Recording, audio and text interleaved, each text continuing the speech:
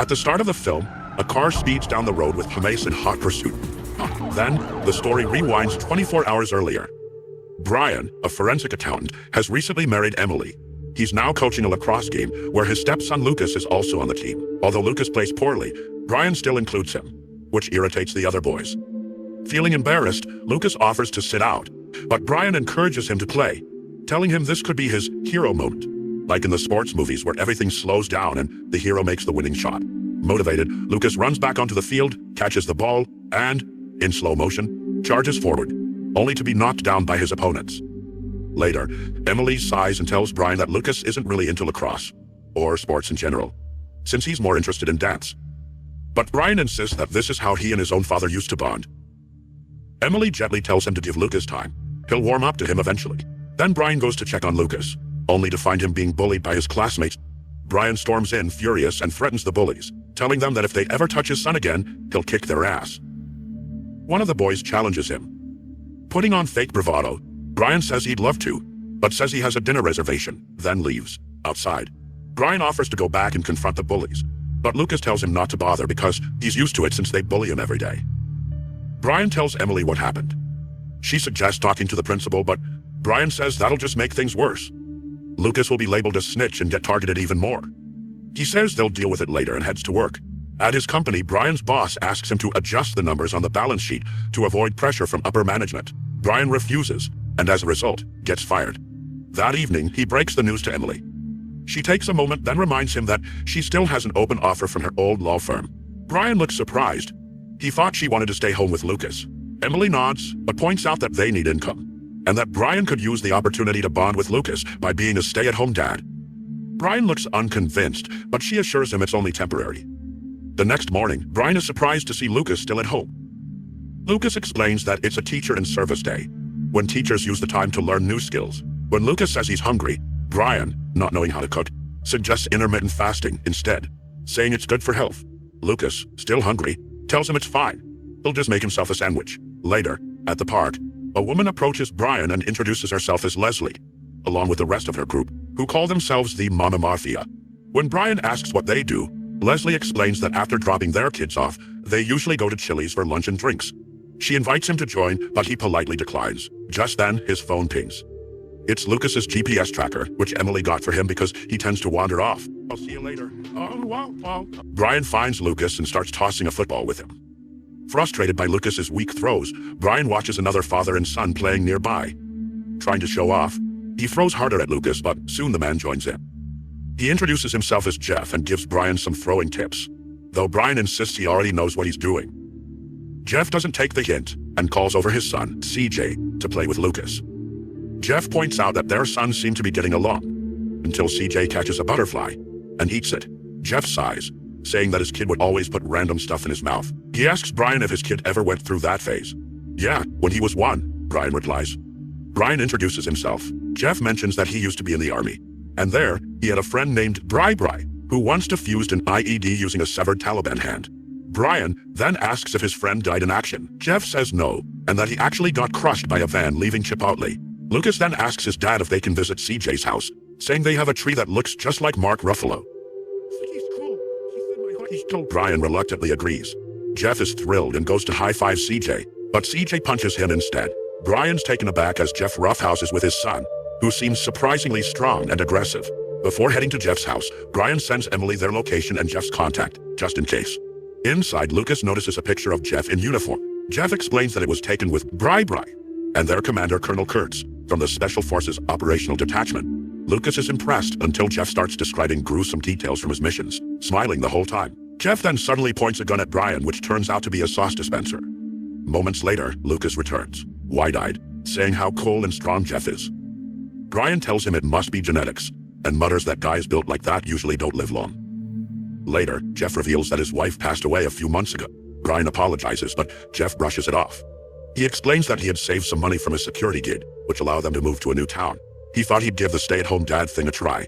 Then Jeff asks Brian if his wife is dead too. Brian says no, explaining that his wife is a lawyer and he used to be a forensic accountant until he got fired. Curious about CJ's odd behavior, he asks Jeff for the boy's full name and he replies, Christopher Jiff, like the peanut butter? Brian asks, Jeff nods and says his wife loved that peanut butter brand so much that she named their son after it. Suddenly, Lucas runs inside and tells Brian there's a man watching them. Jeff quickly tells the boys they're going to Bucky Cheese for lunch. At the restaurant, Jeff tells Brian that he likes God so much because the first time CJ met his best friend, he also met his own new best friend. However, Brian tells him that things are moving too fast and they should get to know each other better first. While Brian is talking, Jeff tunes him out and notices a man in a leather jacket watching them. Jeff grabs their game tickets, exchanges them for a super sock, fills it with coins, and heads to a back room. He accidentally knocks out the wrong man before finding the right one. A brutal fight breaks out, and Jeff gains the upper hand. He punches the man and demands, "How did you find me?" The man passes out. Meanwhile, outside, Brian is forced to take a picture with a mascot for a promotion he clearly doesn't enjoy. When the pizza arrives, CJ looks at it curiously and asks what it is. Brian and Lucas are shocked that CJ doesn't know what pizza is. Brian asks, "Did your father never take you out for pizza?" CJ casually replies, "Jeff isn't my father. He took me." Shocked, Brian decides to leave the restaurant, but the hostess stops him, saying he can't go since his wristband doesn't match CJ's. She asks CJ if he knows Brian. CJ answers, "I don't know any of these people." At that moment, Jeff charges toward the mascot, and chaos erupts as they all flee the establishment. Outside, Brian demands to know why CJ said Jeff isn't his dad. Jeff calmly replies, "Because it's the truth." Suddenly, the man in the leather jacket bursts out of the restaurant. Jeff tells Brian to get in the car as gunfire erupts. While Jeff drives evasively, Brian yells, "Why are they trying to kill me?" Jeff answers casually, "Because they think you know." "Know what?" Brian shouts. Jeff tells the kids to put on their headphones and watch a movie. He then explains that the men are after CJ because he rescued the boy from bad people. On the highway, Brian spots an Amber Alert flashing on a billboard. Jeff sighs and says, "Yours looks better than mine did." Brian demands that Jeff pull over so he can call the police, but realizes he left his phone back at Bucky Cheese. Just then, Emily calls Jeff's phone after trying Brian's. Jeff answers enthusiastically, telling her Brian has talked about her a lot. Emily, unaware she's on speaker, tells Brian that Jeff sounds cool, not like the weirdo Brian told her he was. Before Brian can respond, he spots another car closing in on them and ends the call. Jeff skillfully maneuvers through traffic and loses their pursuers. Just as they catch their breath, police cars begin chasing them, until a black SUV rams a patrol car. Ahead, they encounter the Mama Mafia, Leslie and her group of moms. Leslie sees the Amber Alert on her phone and tells the others to box in the vehicle. Jeff spots Leslie and mutters, "She's hot, dude. I don't know if I can kill her." She instructs her son to tase the driver, whom she calls a pervert. Jeff rams their car, and the boy accidentally tases his own mother. Moments later, the black car tailing them gets crushed by a truck. An hour after, Jeff parks the car, but it rolls backward. Brian tells Jeff to grab it, but Jeff shrugs, saying he'll just have to steal another one anyway, especially now that the car's been tagged in an Amber Alert. Brian insists on leaving, but Jeff warns him that if he does, the men will come after him and his family too. Finally, Jeff opens up. After leaving the army, he took a security job at a top-secret facility, never knowing who owned it or what went on inside. His job was just a patrol, and he'd occasionally have to take random drug tests. The only other person he ever saw there was a bearded guy who looked like Zach Galifianakis, so Jeff nicknamed him Zach. He continues, "A few weeks ago, a mysterious package arrived at the facility. Jeff didn't want to leave it outside, so he brought it in. That's when he heard a noise behind one of the doors, and found a boy who said his name was CJ. Brian urges Jeff that they should go to the police, but Jeff refuses. He explains that he already tried. He took CJ to the police, told them the boy wasn't his kid, but clearly someone's child, and that he stole him. Now people are after them, but the police tried to arrest him instead. Meanwhile, the kids wander into a candy store and come out completely wired on sugar.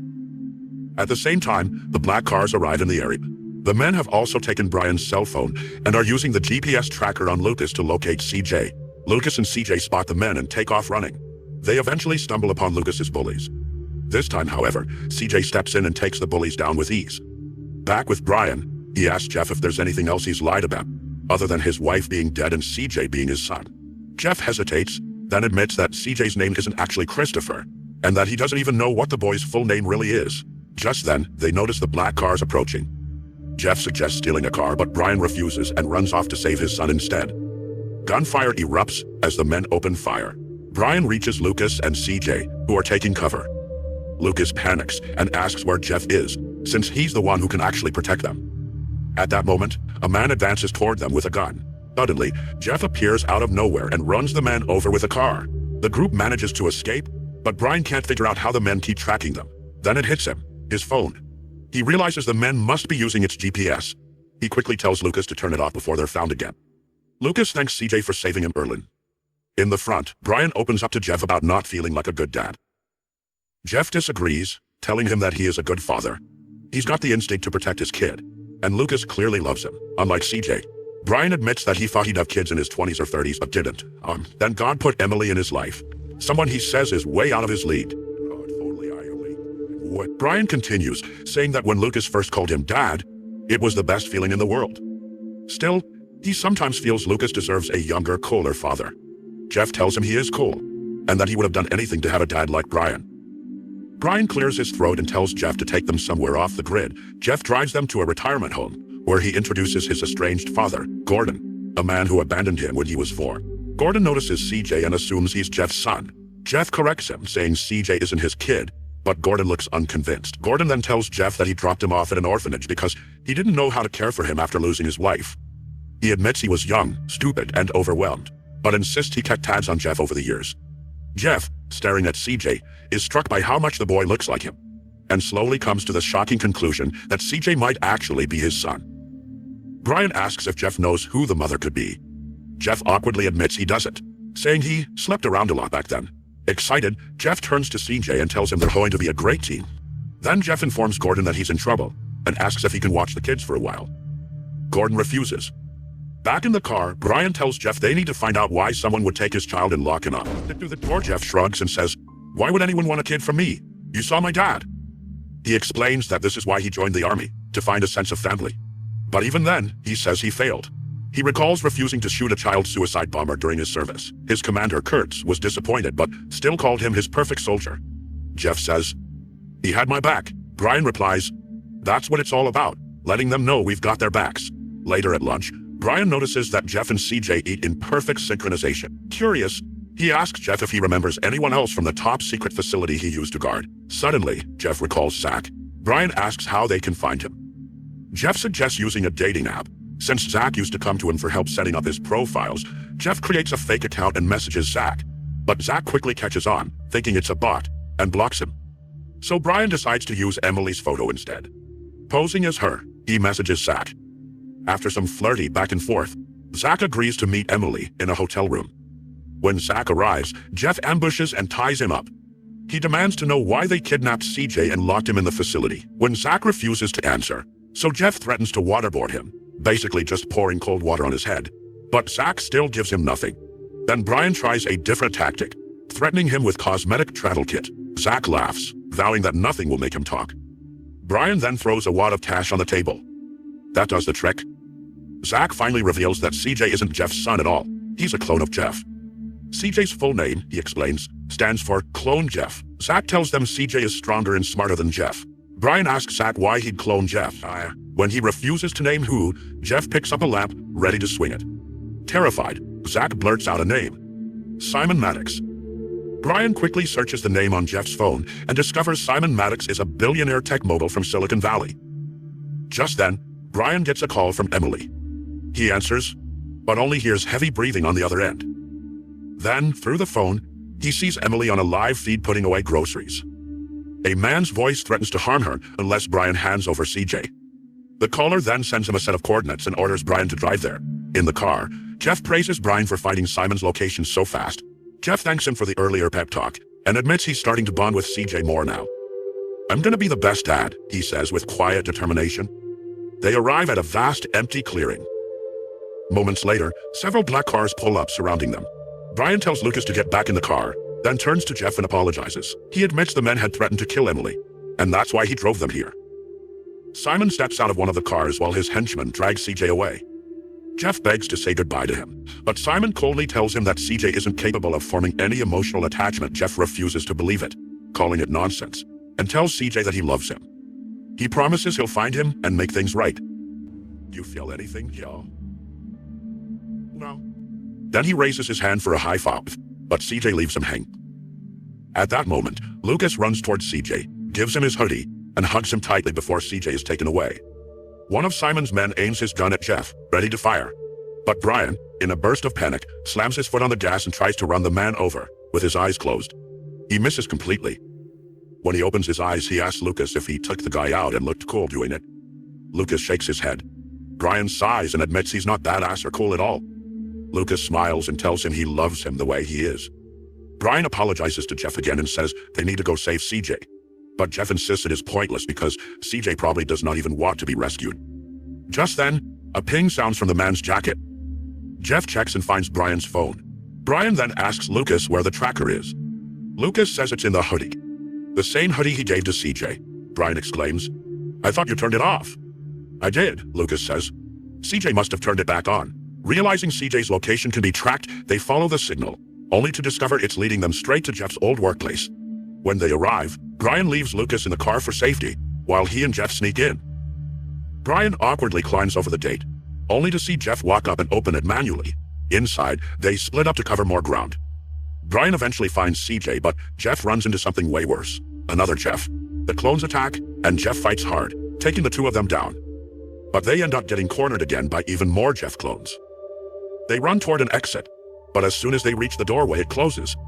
Then the clones runs towards them, but an invisible field stops them. Eventually, they both get captured, but Jeff punches the henchman and gives Brian time to escape.